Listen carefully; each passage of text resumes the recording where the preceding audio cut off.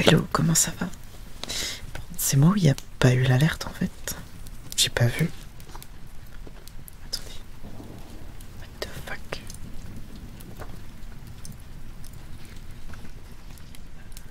Attendez, je refais. Mais il n'y a pas l'alerte. Je suis battu. Mais pourquoi il n'y a pas l'alerte? Ben, je sais pas.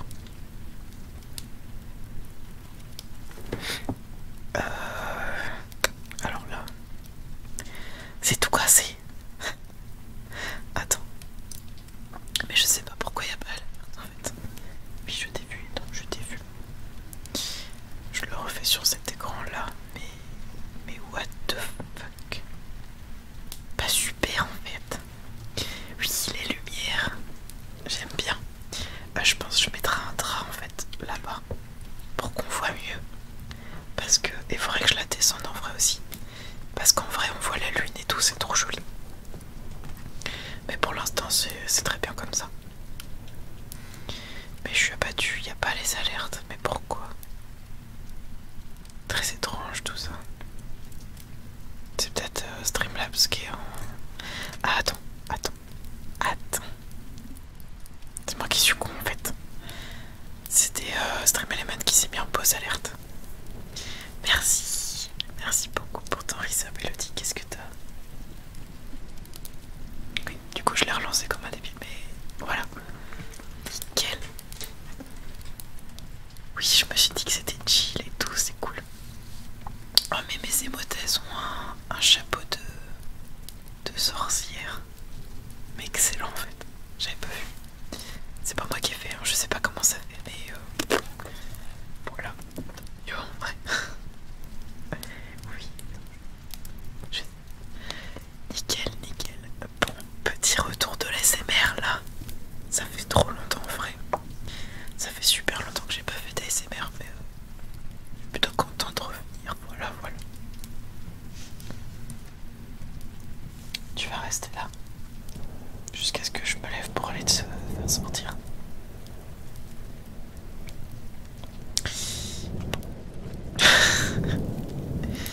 Et coucou. Ouais, ça va être tranquille. On lit Harry Potter. Oui. Par contre, comme d'habitude, je lance le live étant envie d'aller dehors, évidemment. Donc étant c'est lui, là. Lui. Là. Merci beaucoup pour le follow. En plus, je suis trop content, il y a les petites alertes, les nouvelles que Pierre et Kama. Je suis trop content. Viens. Voilà. Donc, je vous présente. Plus par là. Je vous présente la petite diva. Oui, diva. Voilà. Je vais lui ouvrir la porte. Et je reviens.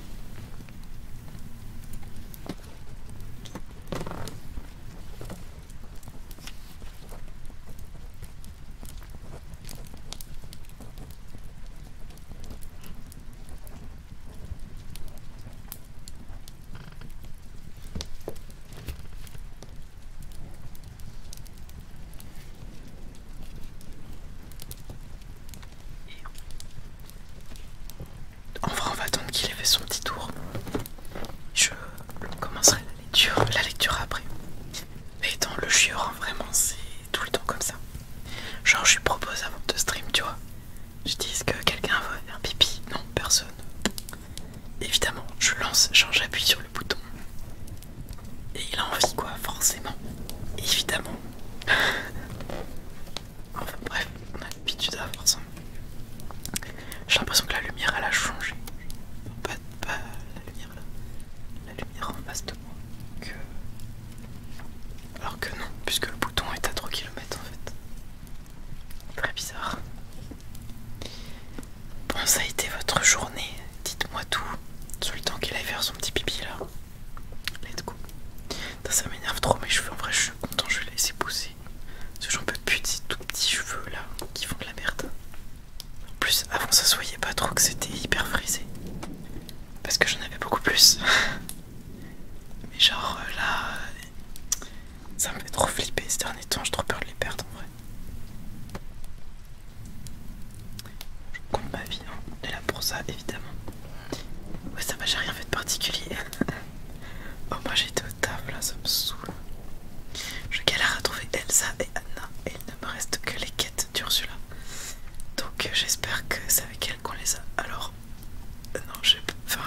Vas-y, tu veux que je t'aide, Elodie?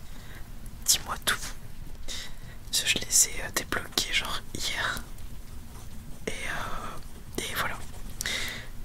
Voilà. Ok, bah bon courage.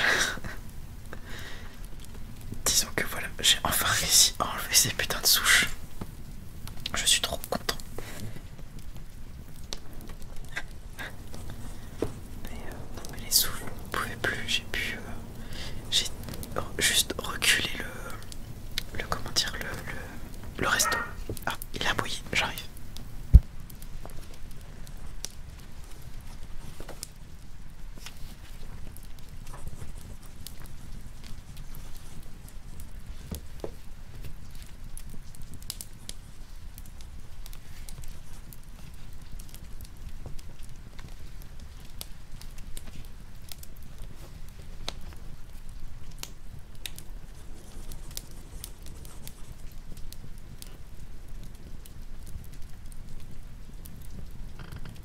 Heureux.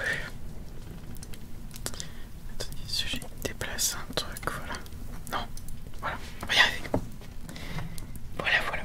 Et moi j'ai pas beaucoup avancé cette semaine sur Dreamlight en vrai. J'ai fait quelques quêtes. J'ai réussi, ouais, j'ai un peu... je me suis concentré sur... comment il s'appelle, Christophe, parce que je pensais que ce serait lui qui nous vendrait la glace pilée, pas du tout. Enfin en tout cas pas pour l'instant. Je sais pas si c'est lui ou pas, j'ai pas réussi à en avoir. Et j'ai fait aussi du coup voilà ce que tu cherches pour enlever les souches et les morceaux de glace. Voilà. Parce que j'en pouvais plus, hein, clairement ça m'a gavé. Donc voilà.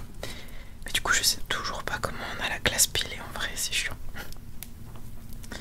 C'est chiant. Mais bon. Bon, le bot là il a fait son annonce ou toujours pas?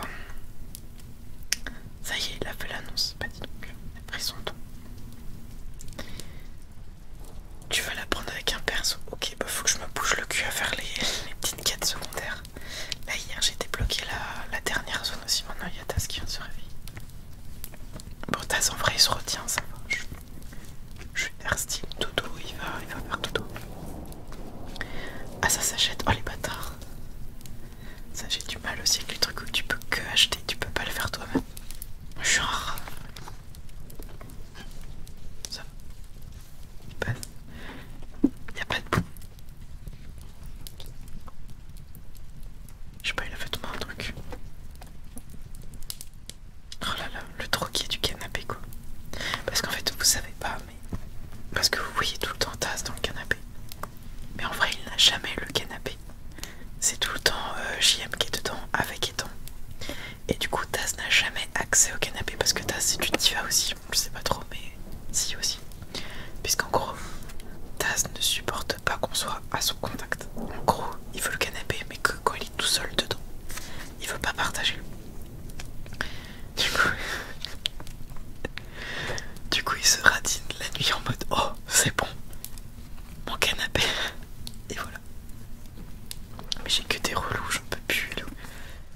Genre hier il m'a fait chier. Genre j'ai un RP à faire parce que je suis en retard. Et je voulais le faire. C'est mon casque qui s'éteint. Je voulais le faire hier soir, j'étais motivé et tout. Je commençais à clac et tout. Et genre il a pas arrêté de me faire chier à me pousser avec son nez. Parce que monsieur il avait froid et qu'il voulait que j'aille me coucher. Parce que là soudainement il s'est dit que tiens, j'aime pas trop être à côté de quelqu'un et faire dodo, mais finalement ça tient chaud. Donc si Daddy pouvait être avec moi dans le lit, et bah j'aurais plus chaud. Voilà, il a fini par gagner, j'ai toujours pas fait mon RP du coup. Mais bon, c'est ok, on va y arriver. Mais bon, on a battu. Mais là il fait plus chaud aujourd'hui, c'est cool. Donc ça devrait aller. Mais je suis bien content, n'empêche des lumières et tout. Je pensais que ça rendrait moins bien et au final ça rend bien ça. Ça se voit quoi. Parce que j'avais un autre truc avant, mais vous voyez rien, c'était pas terrible. Oui, par contre pour lire c'est un peu moins bien, je vais rester comme ça du coup. Bon. Ouais, ça fait une petite ambiance ASMR, j'ai vu ça sur d'autres streams. En vrai j'ai bien kiffé l'idée. Puis je trouve ça va bien bien avec l'overlay et tout. Donc voilà. Voilà. Du coup, monsieur n'est pas assez bien installé. Il va me faire un boudin avec le truc.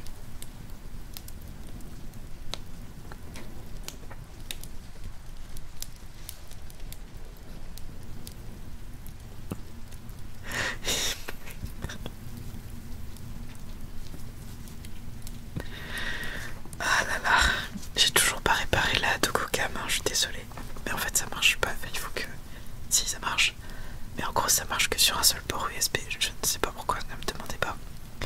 Mais du coup c'est chiant parce que c'est sur le panel de devant le PC. Et la caméra je la mets là-bas. Il faudrait que j'ai un câble qui passe tout, partout. Pour arriver devant, enfin c'est un peu, voilà, c'est beaucoup moins pratique que juste derrière quoi. Bref, j'y réfléchis. Je vais voir si je pourrais peut-être prendre une rallonge ou un truc, j'y pense. Bon, allez, let's go. On est là pour de l'ASMR. On était rendu au chapitre 7. Qu'est-ce qui s'est passé avant? Dumbledore a été chercher Harry chez Dursley. Quoi d'autre? On a recruté du coup un nouveau professeur qui s'appelle le professeur Slughorn. Qu'est-ce qu'ils ont vu d'autre? Ils ont vu Malfoy agir très bizarrement sur l'allée et aller dans l'allée des embrumes. Voilà, c'est un résumé de merde, mais en gros voilà. Si vous connaissez pas Harry Potter, je vous invite à lire évidemment et à regarder les films. Let's go. Chapitre 7. Le club de Slug.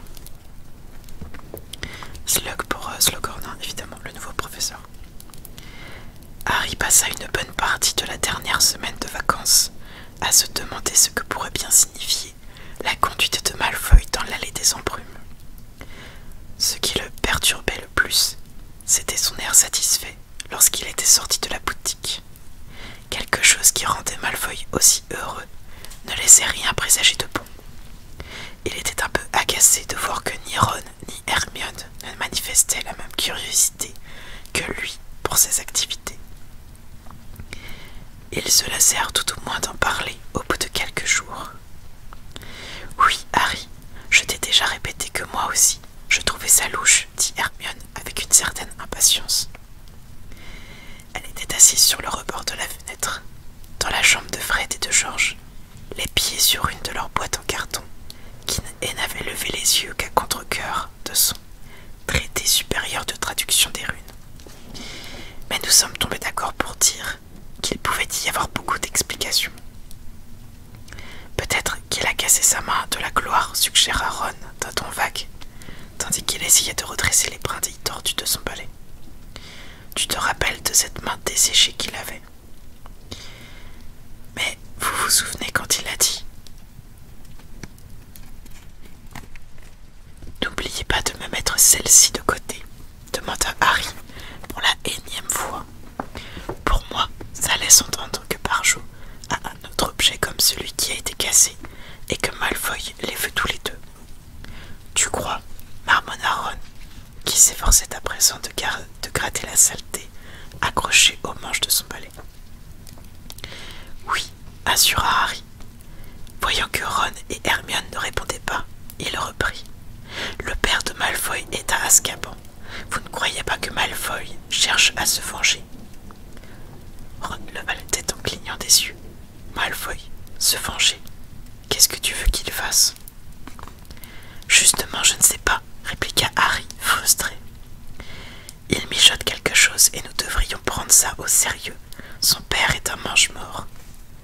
Harry s'interrompit, bouche bée, les yeux fixés sur la fenêtre, derrière Hermione. Une brusque pensée lui était venue à l'esprit. Ah, s'inquiéta Hermione, qu'est-ce qu'il y a?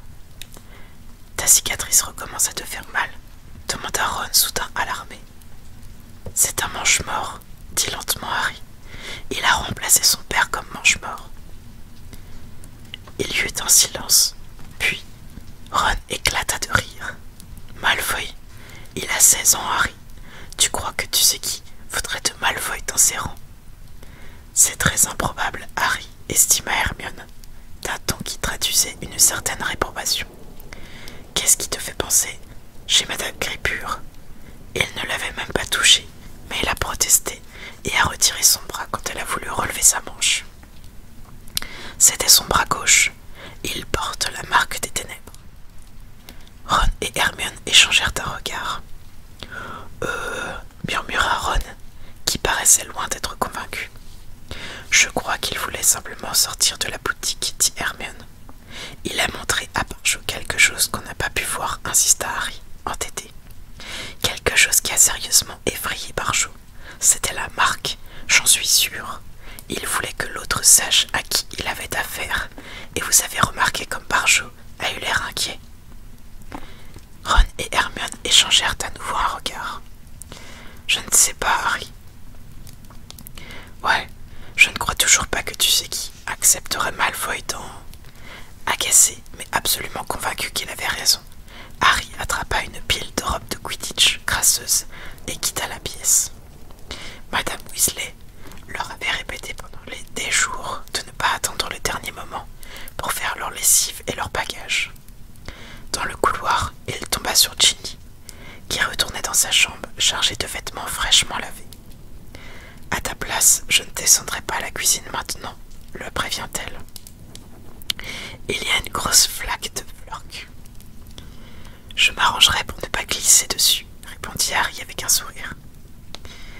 En effet, lorsqu'il entra dans la cuisine, Fleur était assise à la table et discourait sur les préparatifs du mariage avec Bill, pendant que Madame Weasley, l'air de mauvaise humeur, surveillait un tas de joues de Bruxelles auto-épluchant. Bill et moi, on a décidé qu'il y aura que 2 demoiselles d'honneur, Ginny et Gabrielle. Pour être mignonnes comme tout côte à côte. Je pense qu'on devrait les habiller d'une couleur or pâle. Si l'on met du rose, ce sera horrible avec les cheveux de Ginny. Ah, Harry, s'exclama Madame Weasley d'une voix sonore, interrompant le monologue de Fleur. Je voulais t'expliquer les mesures de sécurité qui ont été prises pour le voyage à Poudlard demain. Nous aurons de nouveau des voitures du ministère et des aurores pour nous attendrons à la gare. Est-ce que Tonks sera là? Demanda Harry, en lui donnant ses affaires de Quidditch. Non, je ne pense pas. Elle est affectée ailleurs d'après ce que m'a dit Arthur. C'est fou ce qu'elle se laisse aller, cette Tonks, commenta Fleur d'une voix songeuse en regardant sur le dos d'une cuillère son reflet d'une éblouissante beauté. C'est une grosse erreur si vous voulez mon... C'est ça, merci, trancha Madame Weasley d'un ton cassant, interrompant Fleur à nouveau. Tu ferais bien de remonter là-haut, Harry. Je veux que les valises soient prêtes ce soir, si possible pour éviter l'habituelle pagaille de dernière minute. Et en effet, leur départ le lendemain matin fut plus tranquille qu'à l'ordinaire. Lorsque les voitures du ministère s'arrêtèrent en douceur devant le terrier, ils attendaient déjà leurs valises bouclées. Pardon. Le chat d'Hermione bien à l'abri dans son panier de voyage, Edwidge et Coquesigre, le hibou de Ron ainsi qu'Arnold, le boursouflet violet de Ginny, installés dans leurs cages respectives.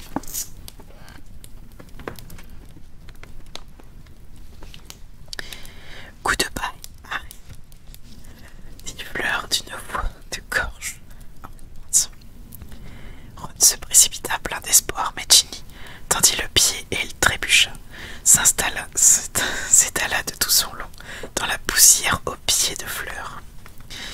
Furieux, le teint rouge vif, sa robe parsemée de terre, il s'engouffra dans l'une des voitures sans dire un mot à personne. Ce ne fut pas le sourire de Hagrid qui les accueillit à la gare de King's Cross, mais les visages lugubres de 2 aurores barbues, vêtus de costumes sombres à la mode des moldus. Dès que les voitures se furent arrêtées, ils s'avancèrent vers eux et les accompagnèrent à l'intérieur de la gare, chacun de leur côté, sans prononcer un mot. Vite, vite, passez la barrière, dit Madame Weasley, un peu troublée par l'austère efficacité de leur garde du corps. Harry ferait mieux d'y aller le premier avec. Elle lança un regard interrogateur à l'un des aurores qui approuva un bref signe de tête, saisit Harry par le bras et barrière située entre les voies 9 et seul, merci, protesta Harry d'un ton irrité en se dégageant d'un mouvement brusque. Il poussa son chariot à bagages droit sur la barrière compacte, sans prêter attention à son compagnon muet, et se retrouva un instant plus tard sur le quai 9 3/4, où le Poudlard Express, aux couleurs écarlates, vomissait sur la foule un panache de vapeur. Hermione et les Weasley le rejoignirent en quelques secondes, et sans demander l'avis de son aurore à la mine sinistre, Harry fit signe à Ron et à Hermione de le suivre sur le quai, à la recherche d'un compartiment vide. « On ne peut pas, » s'excusa Hermione. « Ron et moi, nous devons d'abord aller dans le wagon des préfets et ensuite patrouiller un peu dans les couloirs. »« Ah, c'est vrai, j'avais oublié, » dit Harry. « Vous feriez bien de montrer dans le train tout de suite, » conseilla Madame Weasley en consultant sa montre. « Il part dans quelques minutes. Bon trimestre, Ron. »« Monsieur Weasley, je peux vous dire un mot ?» demanda Harry, qui venait de se décider à l'instant même. « Bien sûr, » répondit Monsieur Weasley. Il parut légèrement surpris, mais suivit néanmoins Harry un peu à l'écart pour qu'on ne les entende pas. Après avoir longuement réfléchi, Harry en était arrivé à la conclusion que, s'il devait se confier à quelqu'un, ce devait être à Monsieur Weasley. D'abord parce qu'il travaillait au ministère et se trouvait ainsi dans la meilleure position pour mener une enquête. Ensuite, parce qu'il n'avait pas grand risque que Monsieur Weasley explose de rage en l'entendant. Il vit Madame Weasley et l'Aurore, visage lugubre, lui jeter des regards soupçonneux, tandis qu'ils s'éloignèrent. Quand nous étions sur le chemin de traverse, commença Harry, mais Monsieur Weasley l'interrompit avec une grimace. Vais-je enfin apprendre où vous avez disparu, Ron, Hermione et toi, pendant que vous étiez censé vous trouver dans l'arrière-boutique? Comment avez-vous, Harry, s'il te plaît? Tu parles à l'homme qui a élevé Fred et George. Bon, d'accord. Nous n'étions pas dans l'arrière-boutique. Très bien. Je dois donc me préparer au pire. Nous avons suivi Draco Malfoy en utilisant ma cape d'invisibilité. Aviez-vous une raison particulière d'agir ainsi, ou était-ce un simple caprice? Je pensais que Malfoy mijotait quelque chose, répondit Harry, indifférent au mélange d'amusement et d'exaspération qu'exprimait le visage de Monsieur Weasley. Il avait faussé compagnie à sa mère et je voulais savoir pourquoi. Bien sûr, dit Monsieur Weasley, l'air résigné. Alors, tu as trouvé? Il est allé chez Barjo et Burke, poursuivit Harry, et s'est mis à menacer Barjo pour qu'il l'aide à réparer un objet. Il a dit aussi qu'il voulait que Barjo lui mette quelque chose de côté. Apparemment, le même genre d'objet que celui qu'il voulait faire réparer, comme s'il y en avait deux. Et Harry prit une profonde inspiration. Ce n'est pas tout. Nous avons vu Malfoy faire un bond d'1 kilomètre quand Madame Gripure a essayé de lui toucher le bras gauche.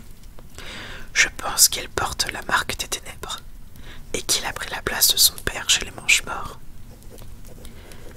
Monsieur Weasley sembla interloqué.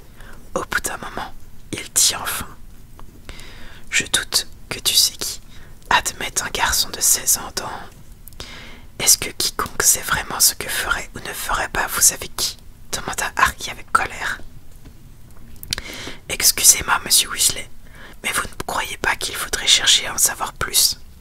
Si Malfoy veut qu'un certain objet soit réparé, et s'il a besoin d'intimider Barjo pour cela, c'est sans doute que cet objet est dangereux ou révèle de la magie noire, non? » « Franchement, j'en doute, Harry, » répondit lentement Monsieur Weasley.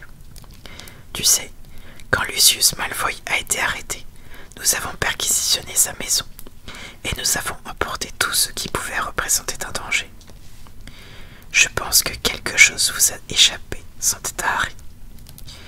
Peut-être, admit Monsieur Weasley, mais Harry savait très bien qu'il lui disait cela par politesse.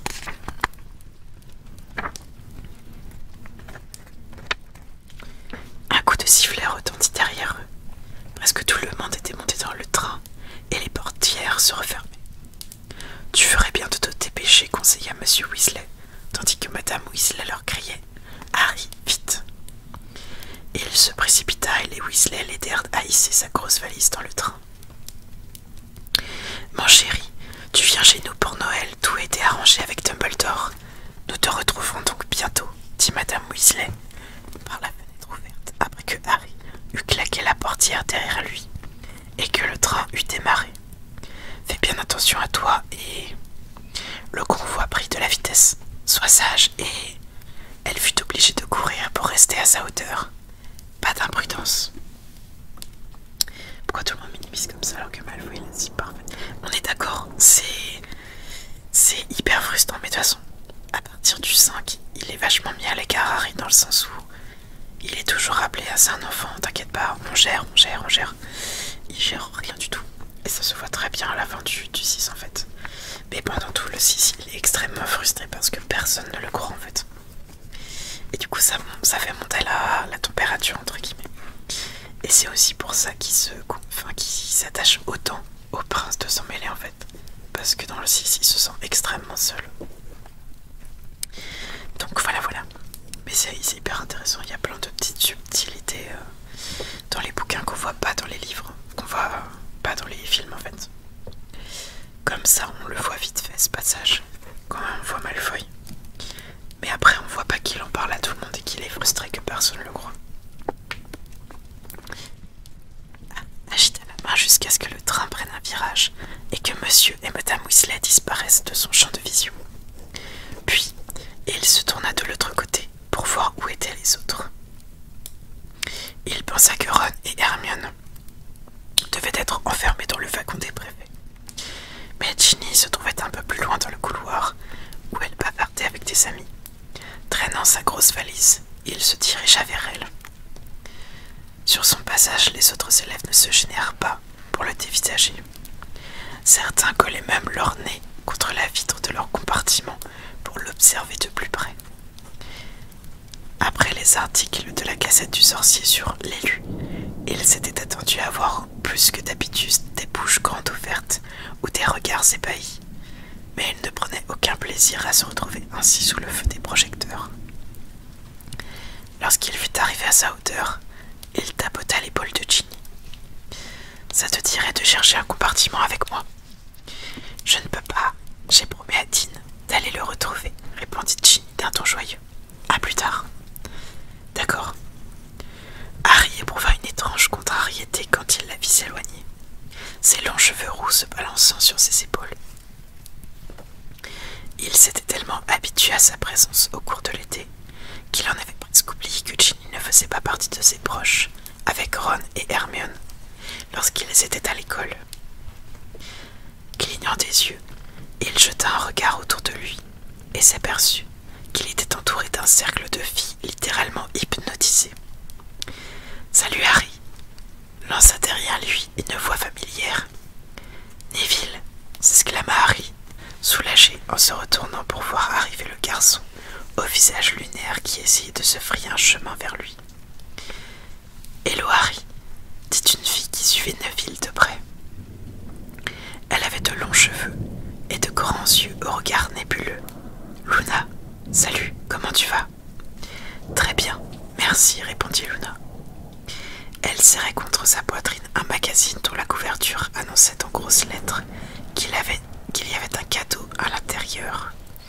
Une paire de loques notrospect. Le chicaneur marche toujours aussi bien, demanda Harry en ressentant une certaine affection pour le magazine depuis qu'il avait accordé une interview exclusive l'année précédente. « Oh oui, le tirage a beaucoup augmenté, répondit Luna d'un air ravi. « Allons chercher une place, proposa Harry, et tous trois repartirent ensemble le long du train. C'était hors de d'élèves, aux yeux écarquillés. Puis Luna, elle est trop bien ce perso. Et je la trouve très bien représentée pour le coup dans les films. Ils trouvèrent enfin un compartiment vide et Harry s'y précipita avec soulagement. Même nous, ils nous regardent avec des yeux ronds, dit Neville, désignant d'un geste Luna et lui, simplement parce qu'on est avec toi. Ils vous regardent parce que vous aussi, vous étiez au ministère, assura Harry, en hissant sa valise dans le filet à bagages. La Gazette du Sorcier a beaucoup parlé de notre petite aventure là-bas. Vous avez dû le voir? Oui, je pensais que grand-mère serait furieuse de toute cette publicité, dit Neville, mais en fait, elle était très contente. Elle a dit que j'ai mis le temps, mais que j'ai fini par être digne de mon père. Elle m'a même acheté une nouvelle baguette magique. Regarde.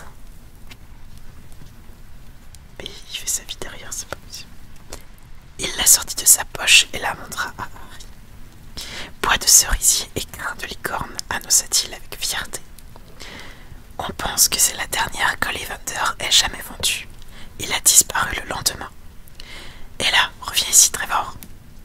Il plongea sous la banquette pour retrouver son crapaud, qui venait de faire une de ses nombreuses fugues.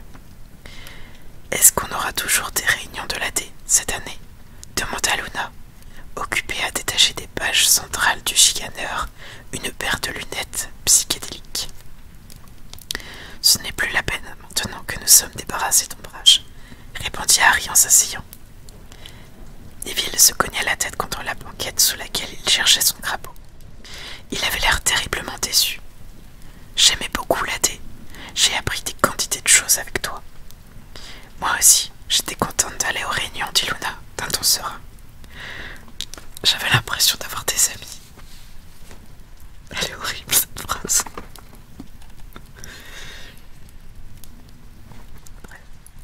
C'était l'une de ces remarques gênantes que Luna lançait souvent et qui provoquait chez Harry un mélange déchirant de pitié et d'embarras. Mais avant qu'il ait pu songer à une réponse, il y eut un grand remue-ménage dans le couloir, devant leur compartiment. Un groupe de filles de 4e année chuchotait et gloussait de l'autre côté de la vitre. « C'est toi qui lui demande ?»« Non, c'est toi. Je m'en occupe. »« Et coucou, Sun. Installe-toi bien. » L'une d'elles, une adolescente à l'air hardi, avec de grands yeux sombres, un menton proéminent et de longs cheveux noirs, se fraya d'un chemin jusqu'à la porte. « Bonjour, Harry. Je m'appelle Romilda Vane, dit-elle d'une voix forte et assurée. Tu ne peux pas venir avec nous, dans notre compartiment. Tu n'es pas obligé de rester avec eux, ajouta-t-elle en aparté. Elle montra le derrière de Neville qui dépassait dessous la banquette, tandis qu'il cherchait Trevor à tâtons, et Luna, qui portait à présent ses longues rétrospectes gratuites, en ayant l'air d'un hibou bariolé et un peu fou. Ce sont des amis à moi, répliqua Harry d'un ton glacial. Ah bon, s'étonna la vie. D'accord. Merci beaucoup pour le follow, c'est très gentil. Merci beaucoup, Sun. Elle battit en retraite et referma derrière elle la porte du compartiment. Les gens pensent que tu devrais avoir des amis plus cool que nous, dit Luna, manifestant à nous une sincérité embarrassante, pardon. Vous êtes très cool tous les deux, trancha sèchement Harry. Aucune d'elles ne se trouvait au ministère le jour où vous vous êtes battus aux côtés de moi. C'est très gentil de dire ça, répondit Luna, le visage rayonnant. Elle remonta les lorgnospectres sur son nez et s'installa confortablement pour lire le chicaneur. Mais nous n'étions pas face à lui, fit remarquer Neville en émergeant de sous la banquette avec des moutons de poussière dans les cheveux. Et, dans sa main, un Trevor au regard résigné. Toi, si, tu devrais entendre ma grand-mère quand elle en parle. Ce Harry Potter a une plus grande force morale que tout le ministère de la magie réuni. Elle donnerait n'importe quoi pour t'avoir comme petit-fils. Harry eut un rire gêné et changea de sujet, parlant plutôt des résultats des puces. Neville récita les notes qu'il avait obtenues, en se demandant s'il pourrait continuer à prendre des cours de métamorphose en aspic avec seulement une note acceptable dans cette matière. Et Harry l'observa sans vraiment l'écouter. L'enfance de Neville avait été dévastée par Voldemort autant que celle de Harry, mais Neville ignorait qu'il avait bien failli connaître le même destiné. La prophétie pouvait se rapporter à l'un comme à l'autre. Pour des raisons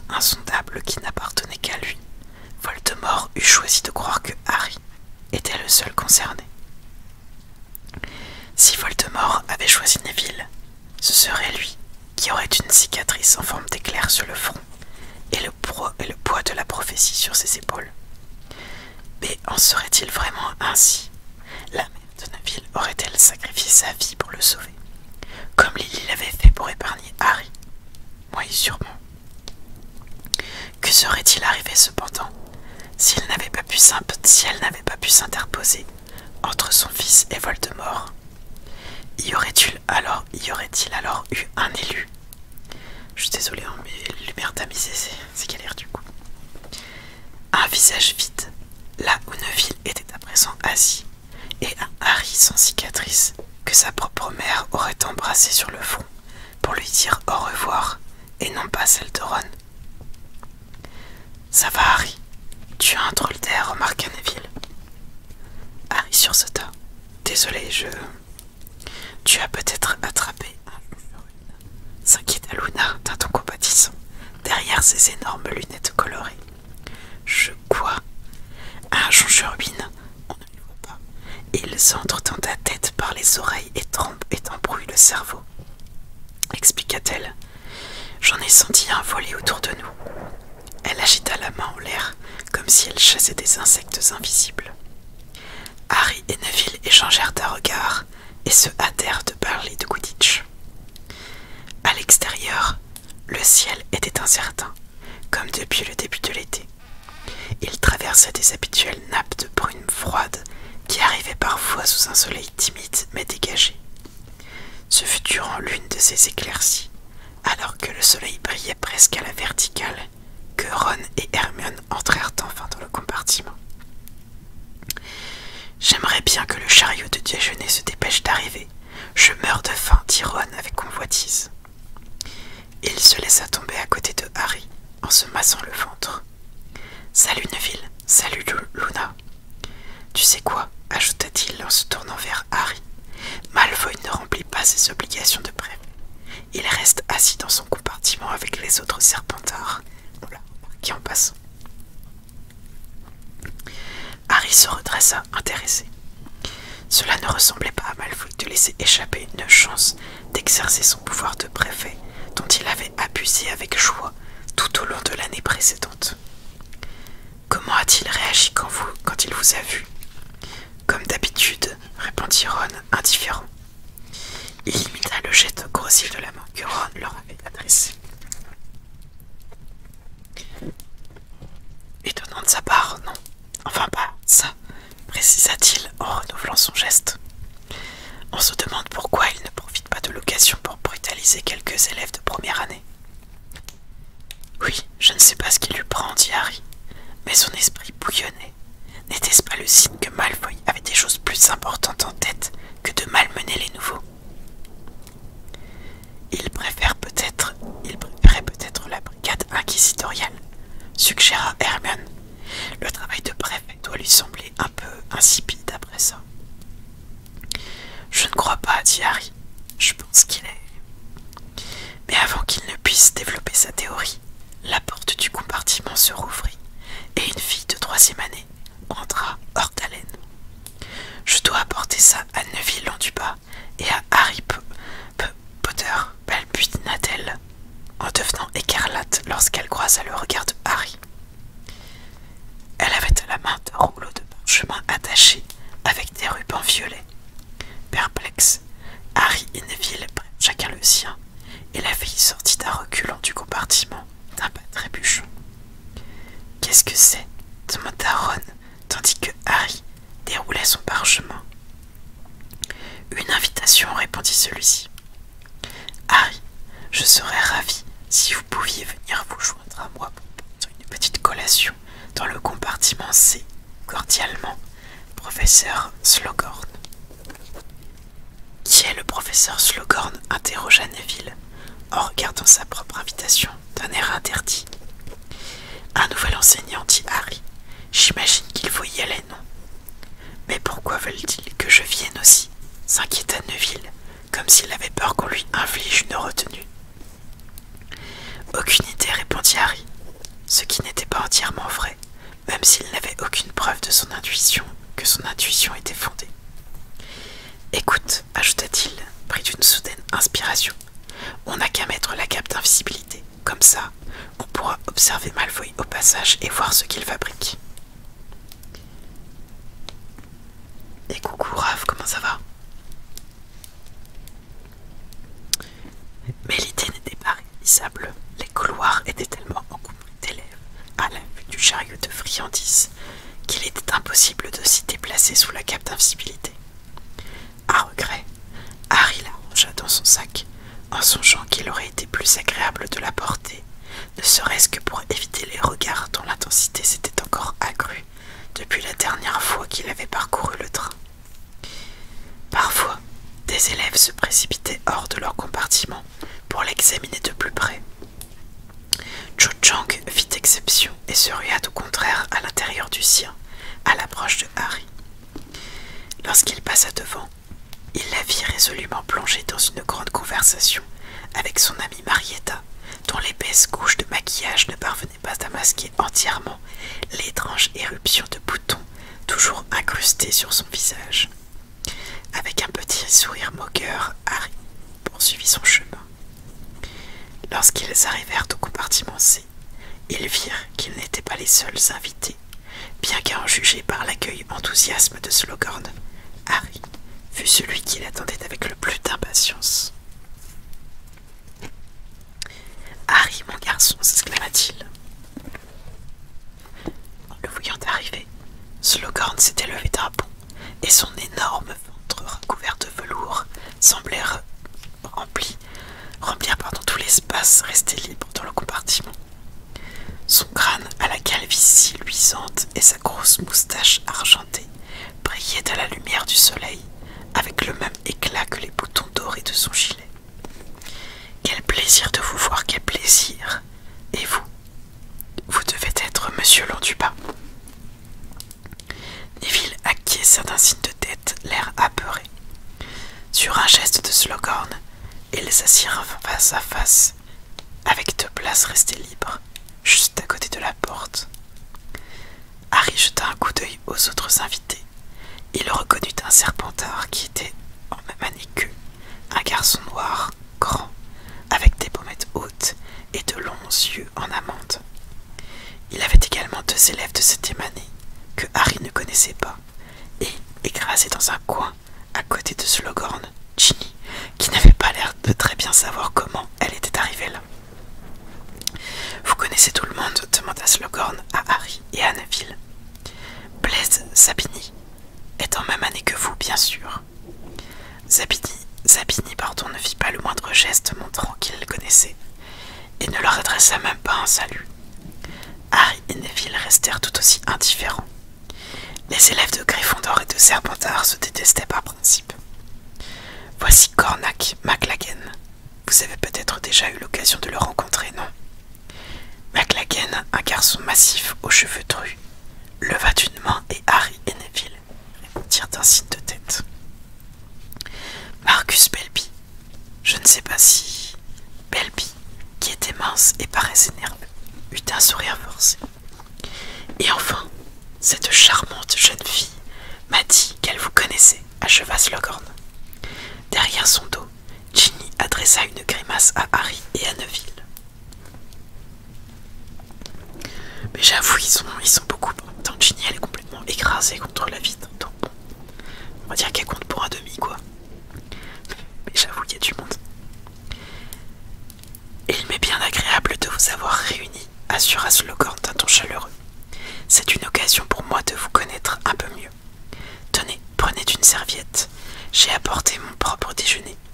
Le chariot, si mes souvenirs sont bons, est un peu trop riche en paqueterie glisse, et l'appareil digestif d'un pauvre vieil homme a bien du mal à s'en accommoder. Un peu de faisan, Belby. Carrément, le mec il a ramené du faisan, quoi. Belby sursauta et accepta ce qui semblait être la moitié d'un faisan froid. J'étais en train de dire au jeune Marcus que j'avais eu le plaisir de compter parmi mes élèves, son oncle Damoclès. Qui appelle son gamin Damoclès à l'aide, expliqua Slughorn à Harry et à Neville, tout en passant à la ronde un panier de petits pains. Un sorcier exceptionnel qui a largement mérité son ordre de Merlin. souvenez de votre oncle Marcus? Belby venait malencontreusement d'enfourner un gros morceau de faisan. Dans sa hâte de répondre à Slughorn, il avala trop vite, devint violet et commença à s'étouffer. Un apnéo, dit calmement Slughorn, sa baguette pointée, sur Belby dont les voies respiratoires se libérèrent aussitôt. Non, non, pas vraiment, répondit Belby, dans un hoquet, les yeux ruisselants. Bien sûr, j'imagine qu'il était très occupé, reprit Slughorn en regardant Belby d'un air interrogateur. Je doute qu'il ait pu inventer la potion du loup sans y consacrer un travail considérable. Je suppose, dit Belby, qui paraissait avoir peur d'avaler une nouvelle bouchée de faisan, avant d'être sûr que Slughorn en avait fini avec lui. Mon père et lui ne s'entendent pas très bien, voyez-vous. Je ne sais donc pas grand-chose sur... Sa voix s'éteignit tandis que Slughorn lui souriait avec froideur et se tourna plutôt vers McLaggen. Et vous, Cormac, lança Slughorn, j'ai appris que vous voyiez souvent votre oncle Tiberius, car figurez-vous que j'ai eu sous les yeux une magnifique photo de vous, prise lors d'une chasse au lyncheur vers le Norfolk, j'arrive plus à dire, je crois. Ah oui, nous nous sommes beaucoup amusés ce jour-là, répondit McLaggen. Nous étions avec Bertie Hicks et Rufus Scrimgeour, j'arrive à mal dire non plus. Mais c'est le ministre de la magie actuel. C'était avant qu'il devienne ministre, bien sûr. Oui, bah, voilà, ça vous le rappelle en fait. Ah, vous connaissez aussi Bertie et Rufus, dit Slughorn rayonnant. Il faisait passer à présent parmi ses invités un petit plateau de tartes, mais curieusement, Belby fut oublié. À présent, dites-moi, c'était ce que Harry avait soupçonné. Tout le monde ici semblait avoir été invité en raison de ses liens de parenté avec une personnalité connue ou influente. Tout le monde sauf Ginny. Sabini, qui fut interrogée après McLaggen, se révéla être le fils d'une sorcière célèbre pour sa beauté. D'après ce que Harry put comprendre, elle avait été mariée 7 fois, et chacun de ses maris était mort mystérieusement en lui léguant des montagnes d'or. Ok. Vient le tour de Neville. Ce furent 10 minutes difficiles car ses parents, des aurores renommés, avaient été torturés jusqu'à devenir fous par Bellatrix Lestrange et les deux autres de ses amis mange-morts. Lorsque Slughorn eut fini de lui poser des questions, Harry eut l'impression qu'il réservait son jugement sur Neville, attendant de voir s'il avait hérité du don de ses parents. Et maintenant, poursuivit Slughorn en changeant lourdement de position sur son siège, avec l'air d'un animateur présentant l'invité vedette de son émission. Harry Potter, par où commencer? J'ai l'impression d'avoir à peine gratté la surface lorsque nous nous sommes rencontrés cet été. Il contempla Harry un moment, comme s'il se trouvait devant un gros morceau de faisan particulièrement succulent. Puis, il reprit. Désormais, on vous appelle l'élu. Harry ne répondit rien. Belby, McLaggen et Sabini le regardaient tous les trois fixement. Bien sûr, continua Slughorn en observant attentivement Harry, des rumeurs ont circulé depuis des années. Je me souviens quand, après cette terrible nuit, Lily, James, mais vous avez survécu. Le bruit a couru alors que vous étiez doté de pouvoirs qui dépassaient de très loin la moyenne. Sabini eut un petit doucettement qui exprimait sans détour un scepticisme amusé. Une voix furieuse s'éleva aussitôt derrière Slughorn. Oui, Sabini, parce que toi, tu as tellement de talent pour faire le malin. Oh, gloussa Slughorn, très à l'aise, en se retournant vers Ginny, qui laissait à Sabini un regard noir par-dessus l'énorme ventre de leur hôte. Soyez très prudent, Blaise. J'ai vu cette jeune fille exécuter un extraordinaire maléfice de chauffe-furie au moment où je passais dans son wagon. À votre place, j'éviterais de la mettre en colère. Sabini se contenta d'afficher prison. Quoi qu'il en soit, reprit Slughorn en se tournant à nouveau vers Harry, il y a tant de rumeurs bien sûr, on ne sait pas ce qu'on doit en penser. La Gazette a parfois imprimé des inexactitudes, elle a commis des erreurs, mais compte tenu de nouveaux témoins, on ne peut guère douter qu'il y ait de sérieux troubles au ministère et que vous étiez en plein cœur de l'événement. Harry, qui ne voyait aucun moyen de se sortir de là sans mentir effrontément, approuva d'un signe de tête mais resta silencieux. Slughorn le regarda avec un visage ravi. « Vous êtes si modeste, si modeste. Pas étonnant que Dumbledore vous apprécie. Donc, vous étiez là-bas. Mais le reste, toutes ces histoires si fantaisistes qu'on ne sait plus très bien qui il faut croire. Cette fameuse prophétie, par exemple. Nous n'avons jamais entendu la prophétie, assura Neville, dont le timbre est d'une couleur géranium. Exact, confirma Ginny, en venant à son secours. Neville et moi, on était là aussi, et toutes ces idioties sur l'élu sont une invention de la Gazette comme d'habitude. Vous y étiez aussi, s'exclama Slughorn très intéressé. Il regarda alternativement Ginny et Neville, mais tous deux restèrent muets comme des huîtres, devant son sourire qui les encourageait à en dire davantage. Oui, bon, il est vrai que la Gazette exagère souvent, continua Slughorn un peu déçu. Je me souviens que cette chère Genog me disait. Je parle de Genog Jones, bien sûr, la capitaine de l'équipe des Harpies. Il se lança dans un long récit, mais eut la nette impression que Slughorn n'en avait pas fini avec lui, et qu'il n'avait pas été convaincu par ce que Ginny et Neville lui avaient raconté.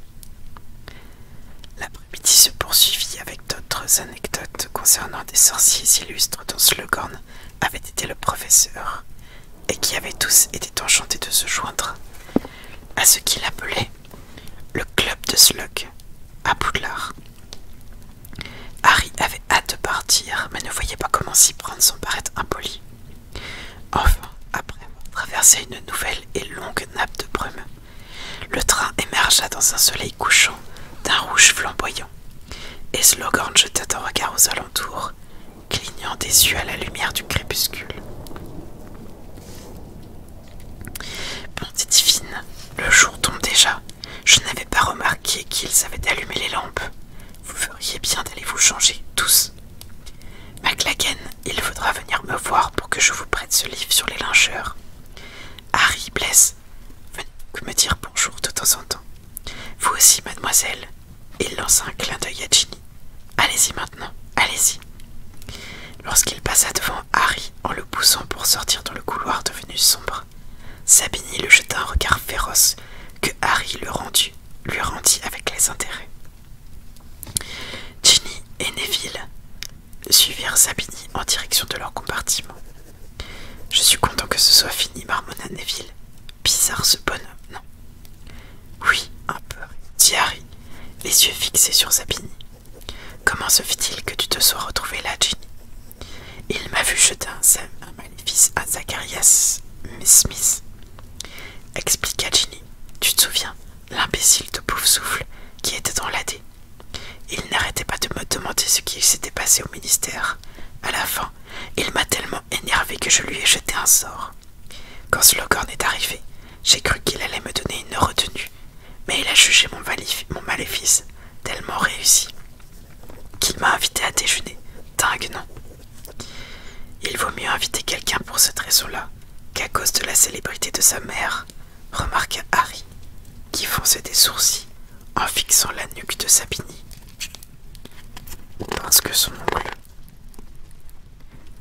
Il s'interrompit. Une idée lui était venue, une idée téméraire, mais qui pourrait donner d'excellents résultats. Dans une minute, Sabini retournerait dans le compartiment des 6e années de Serpentard et Malfoy y serait aussi, s'estimant à l'abri des oreilles indiscrètes. Si Harry parvenait à entrer dans le compartiment derrière Sabini sans qu'on s'en aperçoive, il pourrait voir et entendre des choses. Bien sûr, il ne restait guère de temps. La gare de Préolard n'était plus qu'à une demi-heure, et en juger par la végétation sauvage qu'on apercevait à travers la fenêtre. Bon. Mais comme Comme personne ne semblait prendre au sérieux les soupçons de Harry, c'était à lui de démontrer qu'ils étaient fondés. Je vous retrouve plus tard, tous les deux, dit Harry dans un souffle. Il sortit sa cape d'invisibilité et la jeta sur lui. Qu'est-ce que tu... s'inquiéta Neville. Plus tard, chuchota Harry, filant derrière Zabini le plus silencieusement possible, bien que le fracas du train rendit une telle précaution quasiment inutile. À présent, les couloirs avaient été désertés par la plupart des élèves qui étaient retournés dans leur wagon pour mettre leur robe d'école et ressembler leurs affaires. Harry suivit Zabini de si près qu'il le touchait presque. Il ne fut pas assez rapide cependant pour s'introduire dans le compartiment lorsque Zabini y entra. Mais au moment où ce dernier voulut refermer la porte derrière lui, Harry tendit le pied pour l'empêcher de glisser jusqu'au bout.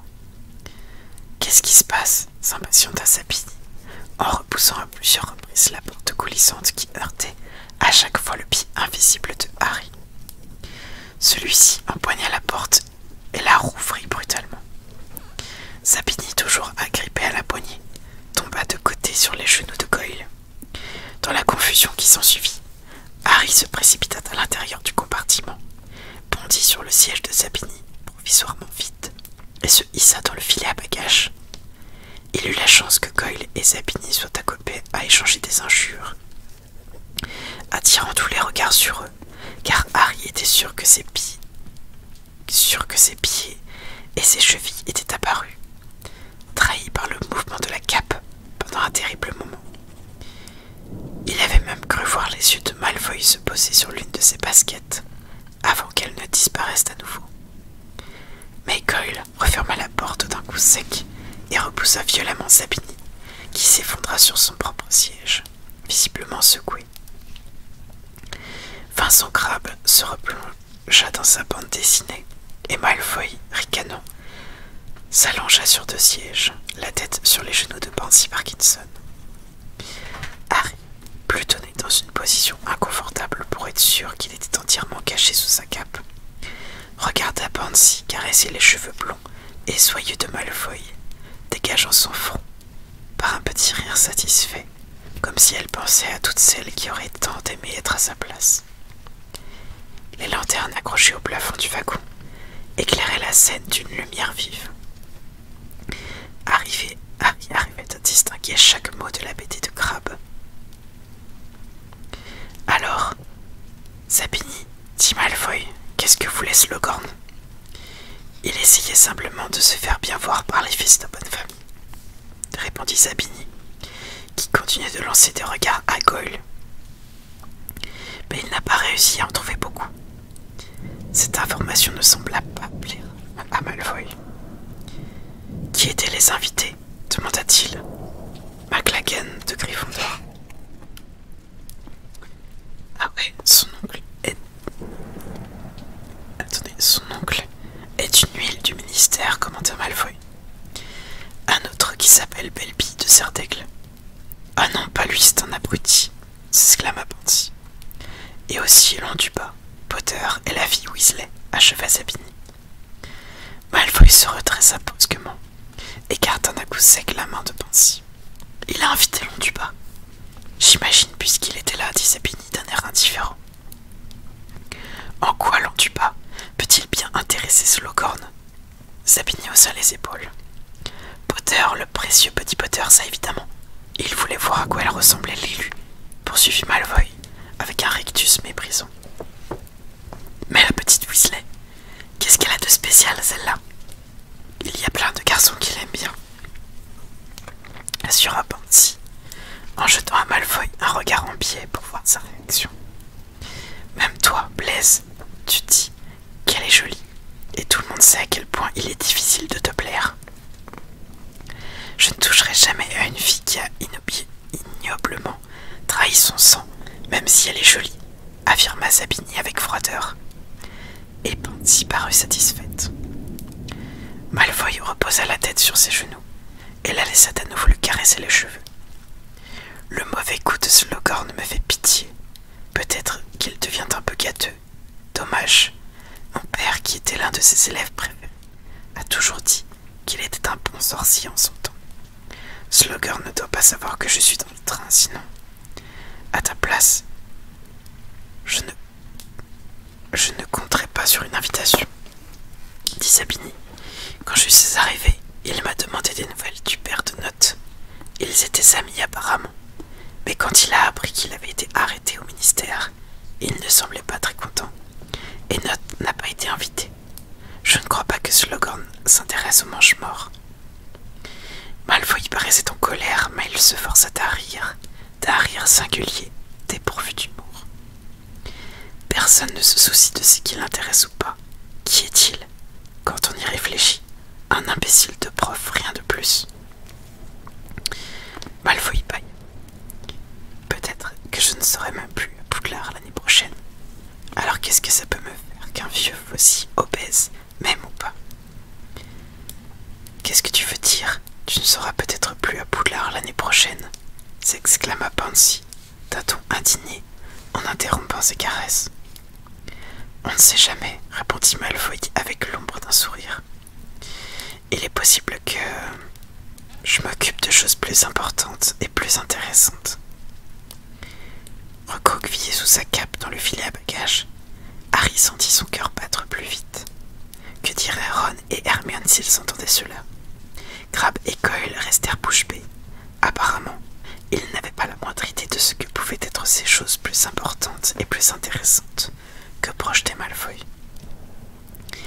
Même Sabini trahissait une curiosité qui tempérait l'expression hautaine de ses traits. Pansy, la mine ahurie, recommença à caresser lentement les cheveux de Malfoy.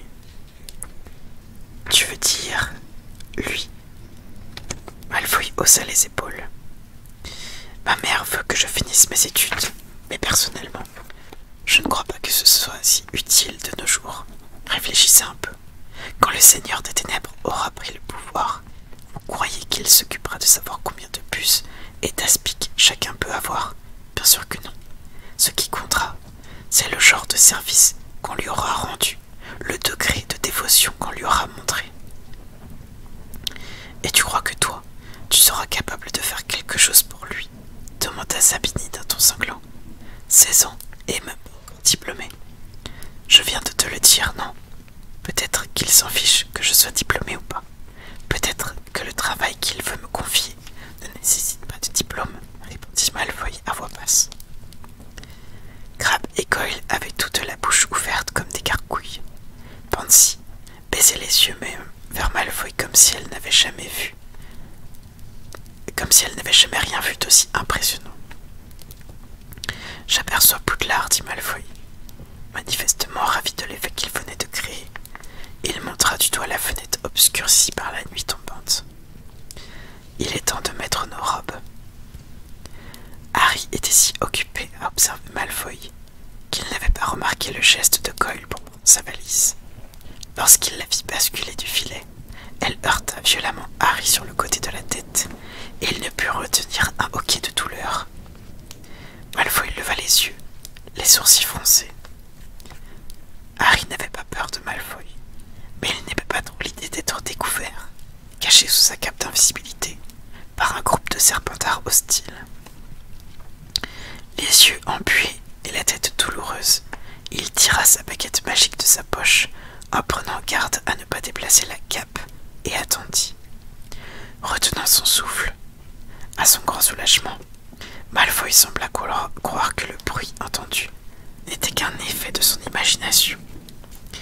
Il revêtit sa robe en même temps que les autres, referma sa valise, et tandis que le train réduisait son allure, se traînant avec une lenteur saccadée, il attacha autour de son cou une épaisse cape de voyage toute neuve. Harry voyait les couloirs se remplir à nouveau, et il espéra qu'Hermione et Ron sortiraient ses bagages sur le quai. Il ne pouvait bouger de sa cachette tant que le compartiment ne serait pas vide. Enfin, dans une dernière secousse, le train s'immobilisa. Goyle ouvrit la porte avec force et joua des muscles pour se frayer un chemin parmi une foule d'élèves de deuxième année qu'il écarta d'un coup de poing. Crabbe et Sabini le suivirent. Par devant, dit Malfoy à Pansy, qu'il Elle attendait la main tendue, comme si elle espérait qu'il allait la prendre. « Je veux simplement vérifier quelque chose. » Pansy s'en alla. À présent, Harry et Malfoy étaient seuls dans le compartiment. Des élèves passaient dans le couloir, descendant sur le quai plongé dans l'obscurité. Malfoy s'approcha de la porte et tira les stores pour qu'on ne puisse pas voir à l'intérieur. Puis, il se pencha sur sa valise et l'ouvrit à nouveau. Harry regarda par-dessus le bord du filet à bagages, le cœur battant un peu plus vite. Qu'est-ce que Malfoy voulait cacher à Pansy? Allait-il bientôt voir le mystérieux objet cassé qu'il était si important de réparer? Petrificus totalus. Sans aucun avertissement, Malfoy pointa sa baguette sur Harry, qui fut instantanément paralysé. Comme dans un film au ralenti, il bascula du filet à bagages et tomba au pied de Malfoy dans un choc douloureux qui fit trembler le plancher. Sa cape d'invisibilité, coincée sur lui, le révéla de grand jour, ses jambes recroquevillées. Dans une position absurde, semblable à une génuflexion que lui avait imposé l'étroitesse de sa cachette. Il n'arrivait plus à remuer un muscle. Il ne pouvait que regarder Malfoy afficher un large sourire. « C'est bien ce que je pensais, » jubila-t-il. « J'ai entendu la valise de Goyle te cogner. J'ai cru voir passer un éclair blanc après le retour de Zabini. » Ses yeux s'attardèrent un instant sur les baskets de Harry. « Je suppose que c'était toi qui bloquais la porte quand Zabini est revenu. » Il observa Harry un moment. « Tu n'as rien pu entendre d'important, Potter, mais puisque tu es là. » Il lui donna un violent coup de pied en plein visage. Harry sentit son nez se casser. Du sang gicla un peu partout. « De la part de mon père. Et maintenant ?» Malfoy dégagea la cape coincée sous le corps immobile de Harry et la jeta sur lui. « Je pense qu'ils ne te retrouveront pas avant que le train soit rentré à Londres, dit-il à voix basse. Un de ces jours, Potter, ou peut-être pas. » Puis, prenant bien soin au passage de lui marcher sur les doigts, Malfoy quitta le compartiment. Et voilà pour le premier chapitre de la soirée, les loups. Je bois un coup et on prend la suite.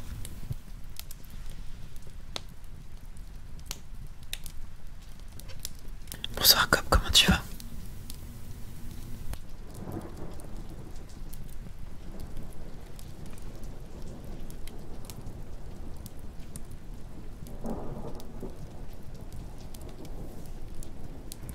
Ça a été ta journée, tranquille.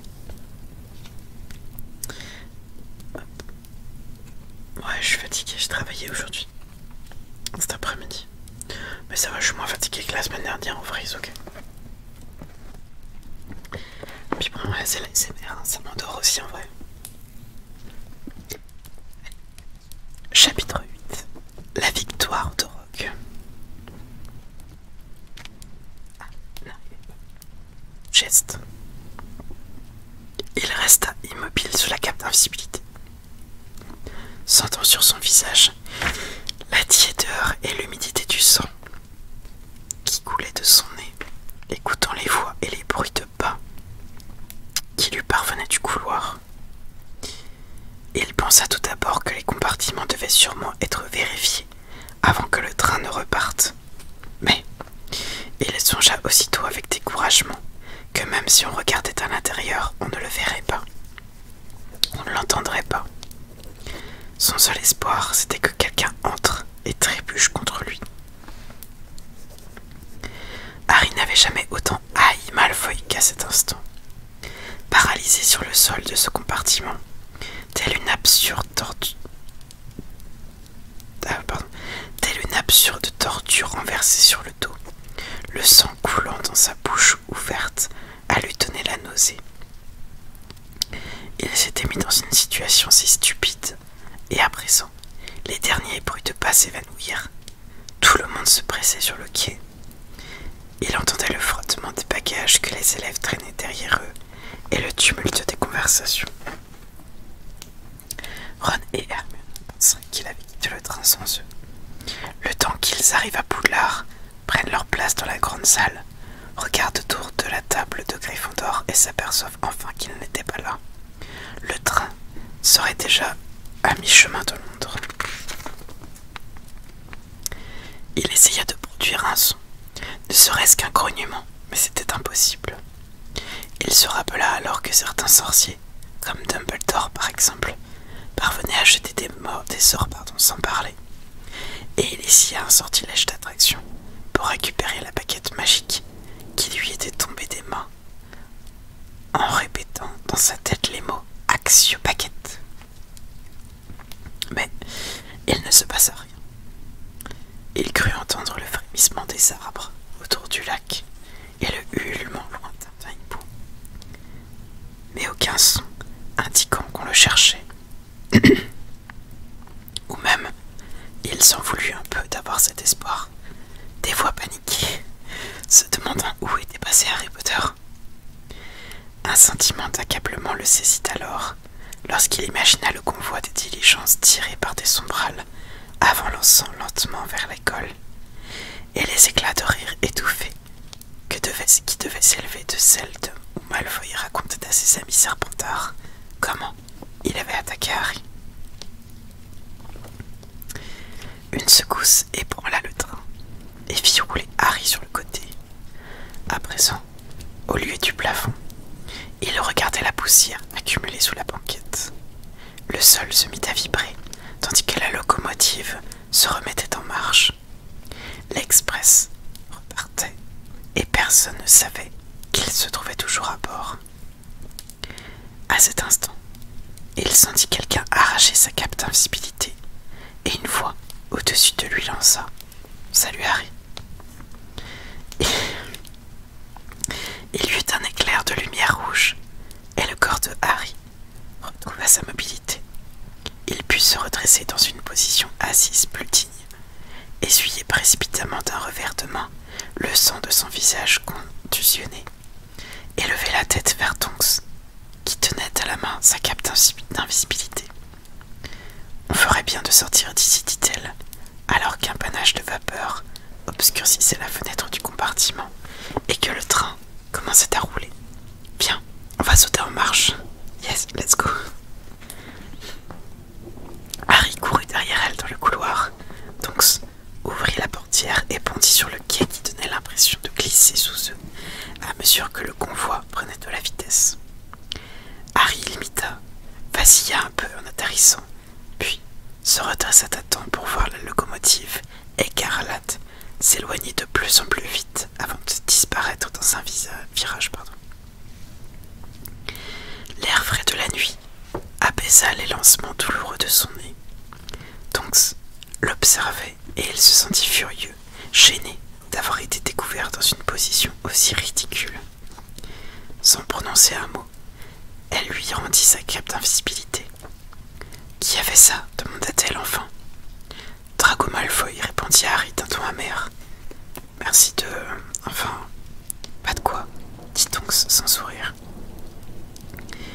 D'après ce que Harry pouvait distinguer dans l'obscurité, elle avait les mêmes cheveux ternes, couleur souris, qui paraissaient aussi misérables que lorsqu'elle les avait vus au terrier. Merci beaucoup pour le follow, Arthur. Merci beaucoup. Bienvenue à toi, installe-toi bien. Je peux soigner ton nez, si tu restes parfaitement immobile. Harry n'était pas très emballé par cette idée. Il avait plutôt eu l'intention d'aller voir Madame Pomme-Fraîche, l'infirmière de Poudlard, en qui il avait beaucoup plus confiance pour exécuter des sortilèges de guérison. Mais il lui semblait impoli de l'avouer, et il se figea sur place, les yeux fermés. « Épisquet, dit Tonks. » Harry sentit dans son nez une intense chaleur, puis un froid glacial. Il leva une main et le tâta avec précaution. Il avait l'air guéri. « Merci beaucoup. »« Remets donc cette cape sur toi. Nous irons à l'école à pied, » dit Tonks, toujours sans sourire. Lorsque Harry s'enveloppa à nouveau dans la cape, elle agita sa baguette. La silhouette argentée d'une immense créature à quatre pattes en surgit alors et fila dans la nuit. C'était un Patronus, demanda Harry, qui avait déjà vu Dumbledore envoyer message de cette manière. Oui, j'annonce au château que tu es avec moi, sinon ils vont s'inquiéter. Viens, il ne faut pas traîner. Ils partirent le long de la route qui menait à l'école. Comment m'avez-vous trouvé? J'ai remarqué que tu n'avais pas quitté le train, et je savais que tu avais cette cape, donc je me suis dit que tu te cachais peut-être pour je ne sais quelle raison. Et quand j'ai vu les stores baisser de la porte de ce compartiment, j'ai décidé de jeter un coup d'œil à l'intérieur. Mais qu'est-ce que vous faites là? Demanda Harry. J'ai été affecté à Préolard, une mesure de sécurité supplémentaire pour protéger l'école, répondit Tonks. Il n'y a que vous ou... Non, Fiertalon, Savage et Dawlish sont avec moi.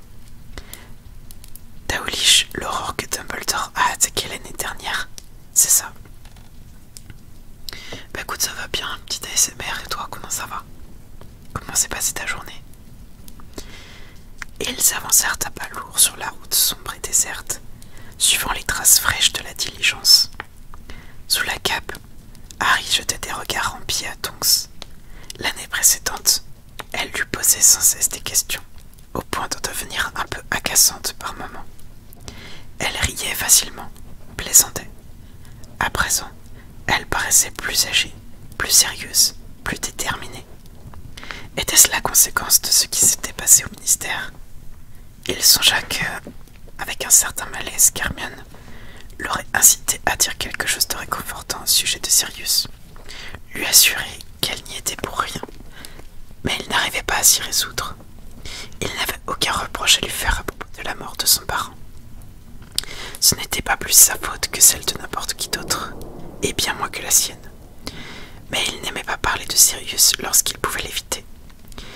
Ils poursuivirent donc leur chemin en silence dans la nuit froide, la longue cape de Tonks traînant sur le sol dans un bruissement semblable à un murmure. Ayant toujours fait ce trajet en diligence, Harry ne s'était jamais rendu compte de la longue distance qui séparait Poudlard de la gare. Avec un grand soulagement, il vit enfin les hauts piliers qui encadraient le portail, chacun surmonté d'un sanglier ailé.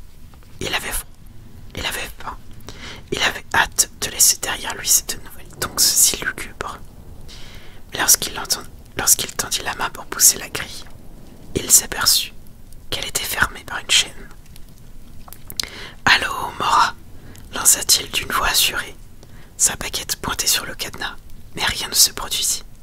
« Ça ne marchera pas, dit Tonks. C'est Dumbledore lui-même qui a ensorcelé le portail. » Harry regarda autour de lui. « Je pourrais escalader la muraille, suggéra-t-il. »« Non, tu ne pourrais pas, répondit Tonks d'un ton catégorique. Elles sont toutes protégées par des maléfices anti-intrusion. La sécurité a été multipliée par 100 cette année. » Dans ce cas, répliqua Harry qui commençait à être agacé par son manque de coopération.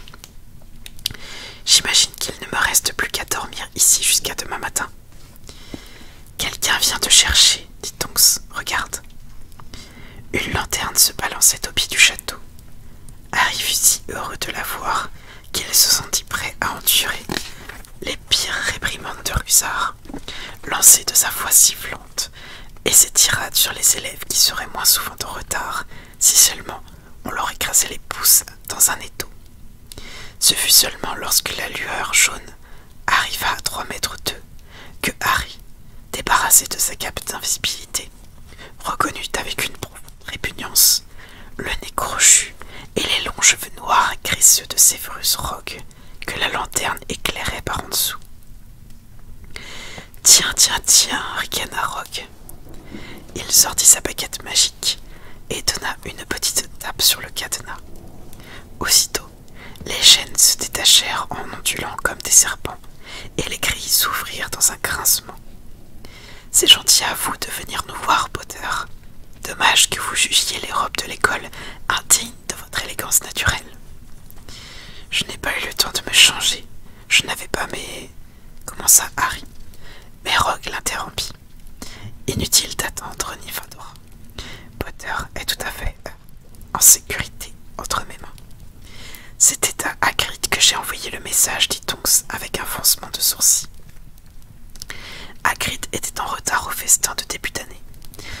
Tout comme Potter maintenant, c'est donc moi qui l'ai reçu.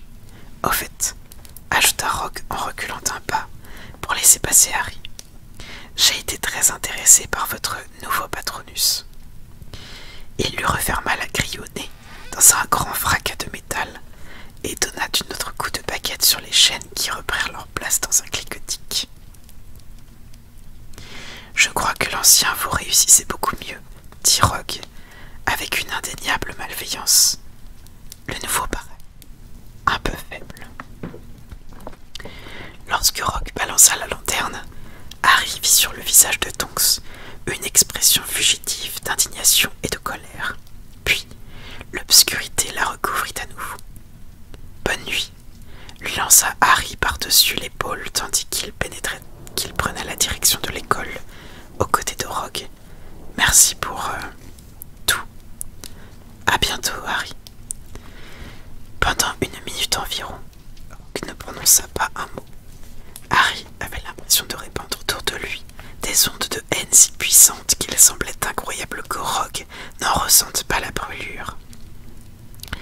Il l'avait détesté lors de leur première rencontre, et jamais plus il ne pourrait lui accorder son pardon en raison de son attitude à l'égard de Sirius.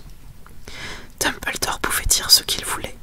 Harry avait eu le temps de réfléchir au cours de l'été, et il était arrivé à la conclusion que les remarques narquoises de Rogue, insinuant que Sirius préférait rester bien caché pendant que les autres membres de l'Ordre du Phénix combattaient Voldemort, avaient constitué un facteur déterminant dans la décision de son parrain de se précipiter au ministère la nuit où il était mort.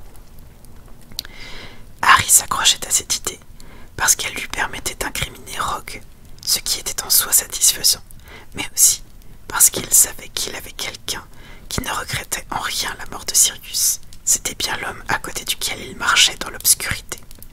« Je pense que je vais enlever 50 points à Gryffondor pour votre retard, dit Rogue. Et voyons, encore 20 pour votre accoutrement de moldu. Je crois qu'aucune maison, n'a eu un nombre négatif de points si tôt dans le trimestre. Nous ne sommes même pas encore au dessert. Il se peut que vous ayez établi un record. Potter. Merci, je bois beaucoup, je bois.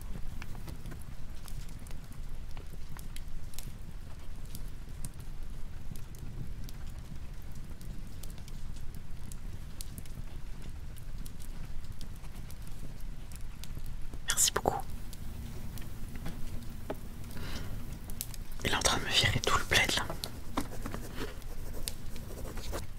Alors, attends.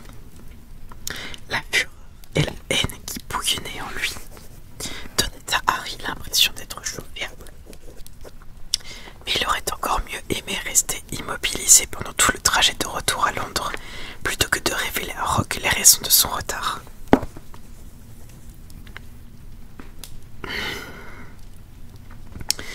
J'imagine que vous aviez l'intention de faire une entrée remarquée, poursuivit Rogue. Et comme il n'y avait pas de voiture volante disponible, vous avez pensé que surgir dans la grande salle en plein milieu du festin aurait un effet spectaculaire. Harry resta silencieux, bien qu'il sentît sa poitrine sur le point d'exploser. Il savait que Rogue était venu le chercher uniquement pour ça, pour les quelques minutes pendant lesquelles il pourrait le harceler, le tourmenter, sans que personne ne s'en aperçoive. Ils atteignirent enfin les marches du château, et lorsque les grandes portes de chêne s'écartèrent sur le vaste hall d'entrée, au sol couvert de dalles, un tumulte de conversations, de rires, de tintements de verre et d'assiettes les accueillit, en provenance de la grande salle dont les portes étaient restées ouvertes. Harry se demanda s'il ne pouvait pas remettre sur lui la cape d'invisibilité et regagner ainsi sans être remarqué sa place sur la longue table de Gryffondor, qui avait le défaut d'être la plus éloignée de l'entrée. Mais comme s'il avait lu dans ses pensées, Rogue lui dit aussitôt « Pas de cape, vous traverserez la salle en marchant normalement pour que tout le monde puisse vous voir. » ce qui était votre intention, j'en suis sûr. Harry pivota sur ses talons et franchit les portes d'un pas décidé. Tout valait mieux que de rester auprès de Rogue. La grande salle avec ses 4 longues tables, une pour chaque maison, et celle tout au bout, réservée au professeur, était décorée comme d'habitude de chandelles qui flottaient dans les airs et dont la clarté étincelait sur les assiettes. Mais tout n'était plus qu'un vague miroitement aux yeux de Harry, dont le pas fut si rapide qu'il était déjà passé devant la table de Pouf-Souffle avant que les autres élèves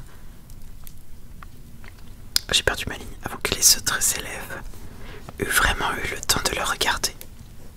Lorsqu'ils se levèrent pour l'observer plus attentivement, il avait déjà repéré Ron et Hermione en se précipitant dans leur direction, le long des bancs, pour se glisser entre eux. « Où est-ce que tu... Ça alors, qu'est-ce que tu as à la figure ?» s'étonna Ron, en le regardant des yeux écarquillés, comme tous ceux qui étaient assis à leur côté. « Pourquoi il y a quelque chose qui ne va pas ?» s'inquiéta Harry, en prenant une cuillère, les yeux plissés pour regarder son reflet déformé. « Tu es couvert de sang !» s'exclama Hermione. « Viens là !» Elle leva sa baguette et prononça la formule. « Tergio !» ce qui fit disparaître le sang séché. « Merci !» dit Harry en passant la main sur son visage propre. « Et mon nez, ça va ?» « Il est normal !» répondit Hermione d'un ton anxieux. « Pourquoi ? Qu'est-ce qui s'est passé, Harry ? On a eu une peur bleue. »« Je vous raconterai plus tard, répliqua-t-il sèchement. Il était parfaitement conscient que Ginny, Neville, Dean et Seamus l'écoutaient. Même Nick, quasi en tête le fantôme de Gryffondor, était venu flotter le long du banc pour surprendre la conversation. « Mais, dit Hermione, pas maintenant, Hermione, » coupa Harry avec une gravité éloquente. Il espérait beaucoup qu'on le croirait rescapé d'un épisode héroïque impliquant de préférence un ou deux manches-morts et un détraqueur. Bien sûr, Malfoy répandrait l'histoire aussi largement que possible, mais il y avait toujours une chance pour qu'elle n'atteigne pas trop les oreilles de Gryffondor. Il tendit le bras devant Ron pour attraper 2 cuisses de poulet et une poignée de frites, avant qu'il ait pu mettre la main dessus. Elles avaient disparu, remplacées par des gâteaux. « Tu as raté la répartition en tout cas, » dit Hermione, tandis que Ron plongeait sur un gros gâteau au chocolat. « Le choix pourra raconter quelque chose d'intéressant, » demanda Harry en prononçant un morceau de tarte à la mélasse. « Toujours pareil, il nous a conseillé de rester unis face à l'ennemi, tu vois le genre. » Dumbledore a parlé de Voldemort. Pas encore.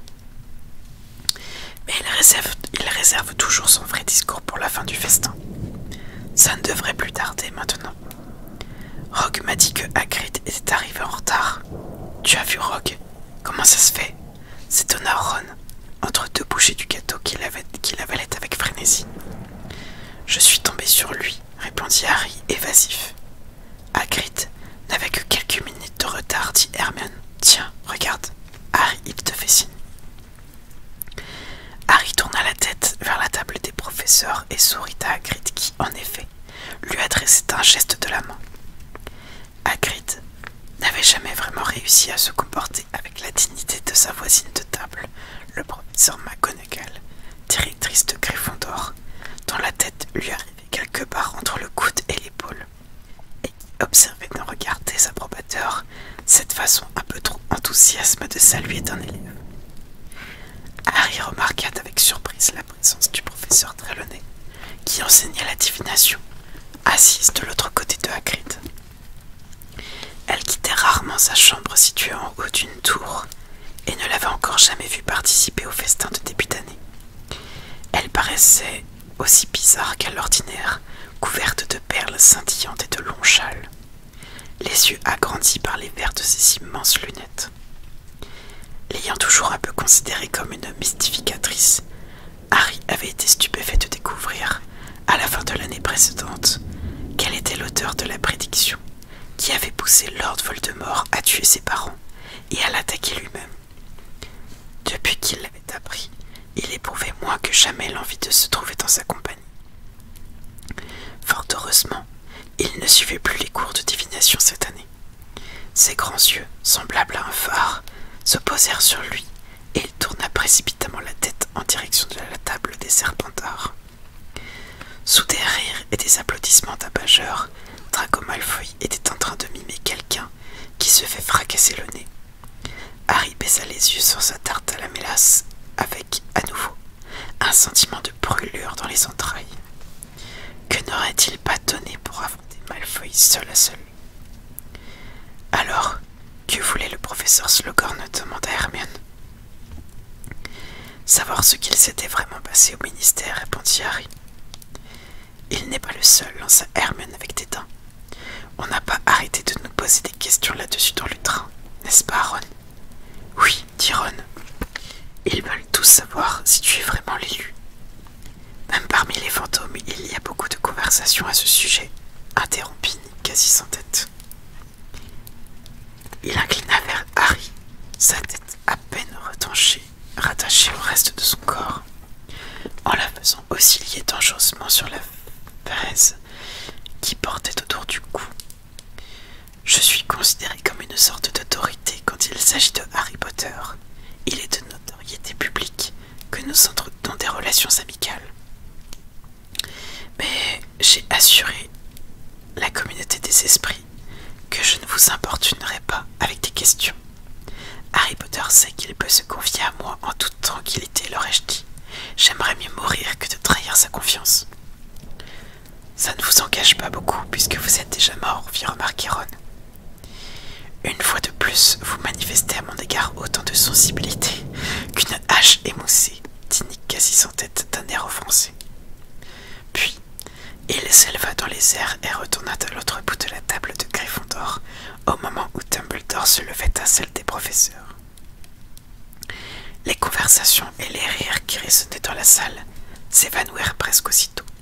« Je vous souhaite chaleureusement le bonsoir, dit-il avec un grand sourire, les bras largement écartés, comme s'il avait voulu étreindre tout le monde à la fois. « Qui est-ce qui t'arrivait à sa main ?» s'inquiéta Hermione en sursautant. Elle n'était pas le seul à l'avoir remarqué.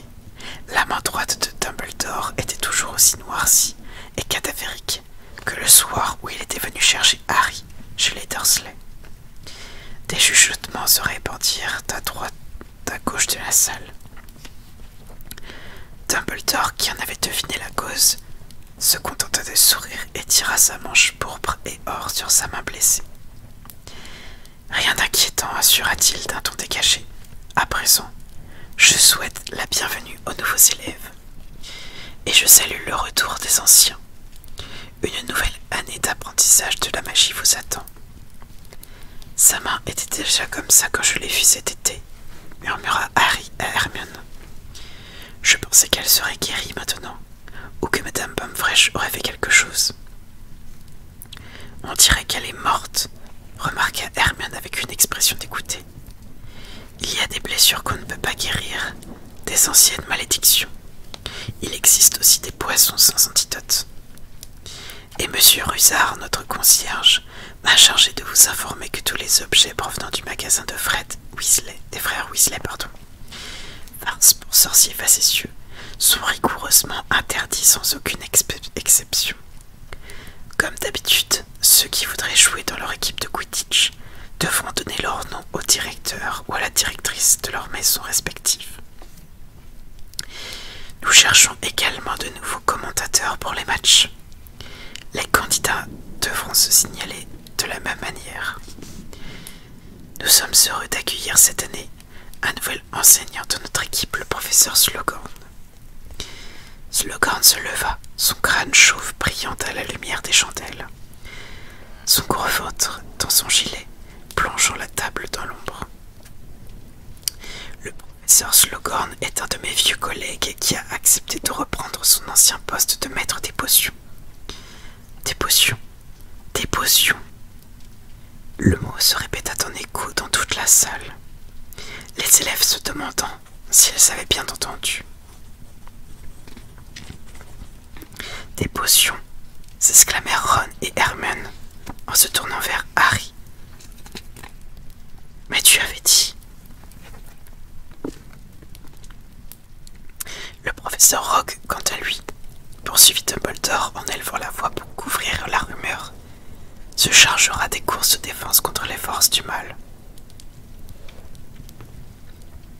Non! S'écria Harry si fort que de nombreuses têtes se tournèrent vers lui. Il n'y prêta aucune attention, fixa la table des professeurs de regard indigné.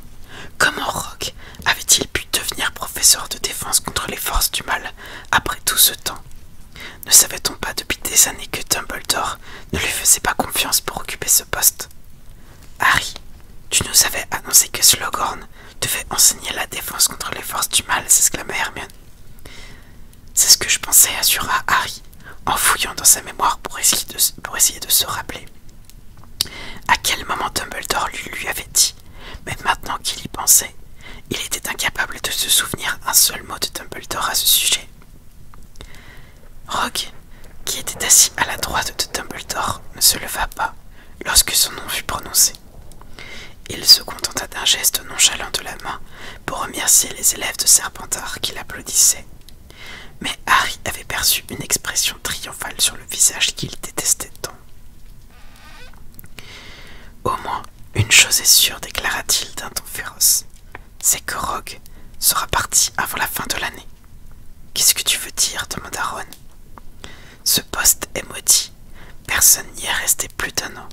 Quirrell en est même mort.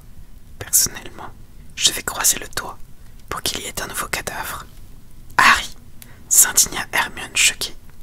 Peut-être qu'il reprendra les cours de potions à la fin de l'année, dit Ron plus raisonnablement. Ce Slughorn n'aura peut-être pas envie de faire ça longtemps. Maugrey, lui, n'est pas resté. Dumbledore s'éclaircit la gorge. Harry, Ron et Hermione n'étaient pas les seuls à avoir réagi. Un brouhaha s'était élevé dans toute la salle à l'annonce que Rogue avait fini par voir se réaliser son désir le plus cher. Apparemment indifférent à la sensation qu'il venait de provoquer en annonçant la nouvelle, Dumbledore n'ajouta rien sur les professeurs et attendit quelques secondes qu'un silence total soit revenu.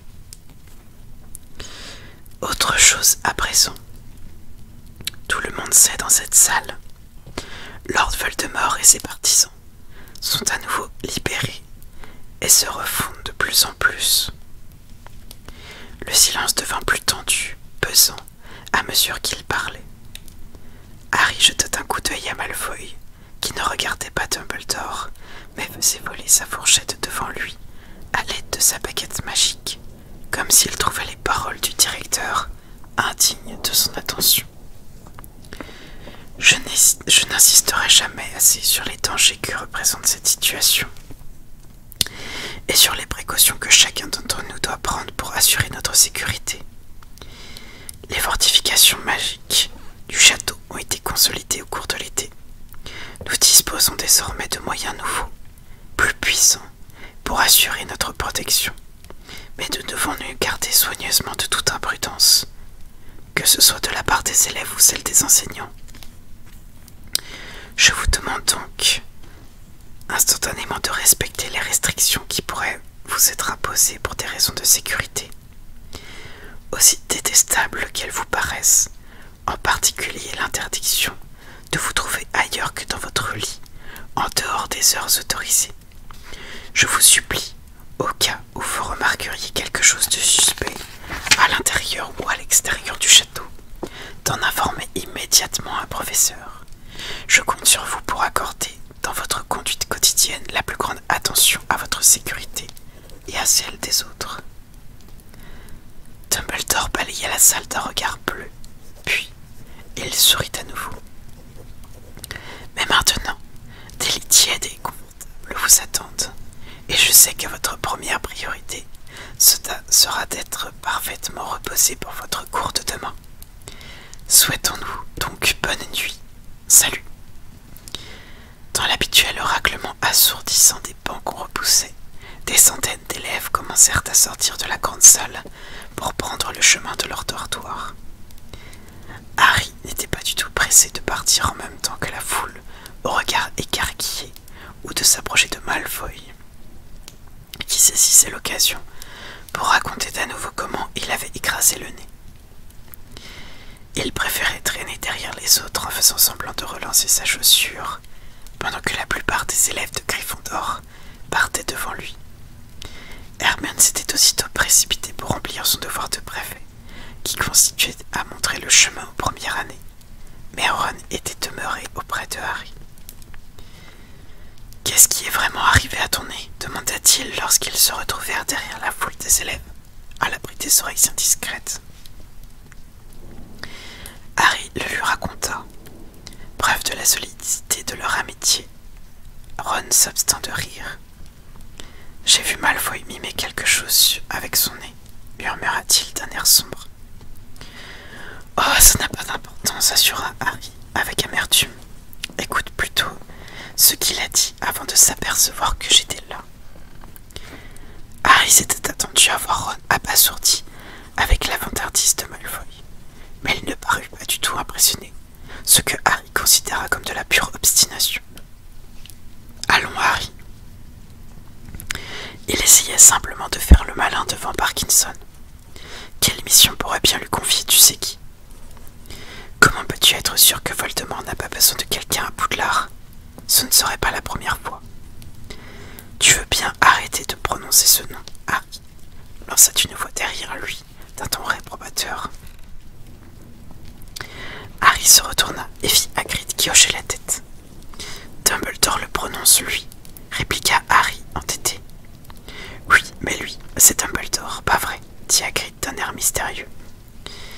Comment ça se fait que tu sois arrivé en retard, Harry? Je me suis inquiété. J'ai été retenu dans le train, expliqua Harry. Et vous, pourquoi étiez-vous en retard? J'étais avec Groupe, répondit Hagrid d'un ton réjoui. Je n'ai pas vu passer le temps. Il habite un nouvel endroit là-haut dans les montagnes. C'est Dumbledore qui a arrangé ça. Une caverne. Il y est beaucoup plus heureux que dans la forêt. On a bien bavardé. Vraiment, dit Harry, en prenant garde, de ne pas croiser le regard de Ron. La dernière fois qu'il avait vu le demi-géant, le demi-fer de Hagrid, un redoutable géant, doué d'un talent particulier pour déraciner les arbres. Son vocabulaire comprenait 5 mots, dont 2 qu'il était incapable de prononcer correctement. Oh oui, il a beaucoup progressé, assura Hagrid avec fierté. Tu serais étonné. Je crois que je vais le former pour être mon assistant. Ron étouffa d'une exclamation qu'il parvint à faire passer pour un argument. Il se trouvait maintenant à proximité de Porte de Chêne. De toute façon, je vous vois demain. Ce sera votre premier cours après le déjeuner. Venez un peu plus tôt. Vous pourrez dire bonjour à Buck, ou plutôt vent debout.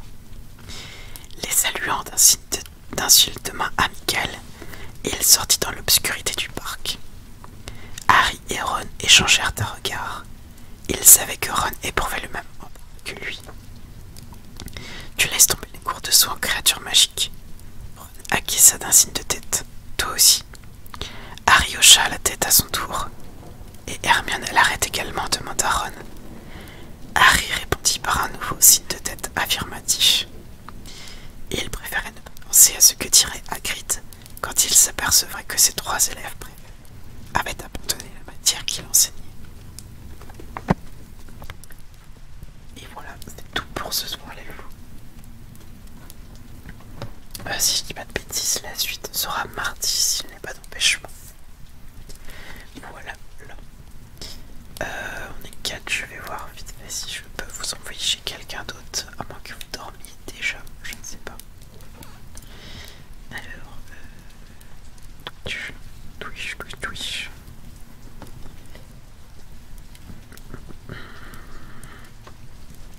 Alors attendez, j'ai personne que je connais qui est en ASMR, donc on va s'arrêter là. Et merci d'être resté. Hello, c'est très gentil. J'espère que ça vous a plu. Je la vois un peu cassée parce que j'ai plus l'habitude de lire autant.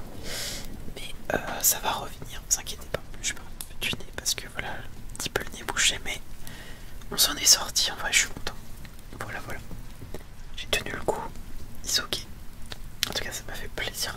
l'ASMR, c'est vraiment cool. J'aime beaucoup ça. Donc voilà, la suite sera mardi prochain et mercredi. Tout va bien. Et si Twitch veut bien me laisser streamer le jeu qu'on avait appris mercredi dernier, c'est The First Tree. Je crois que c'est ça le titre. En gros, on joue une qui a perdu ses petits qui sont très probablement pas. Tiens. Et d'une même.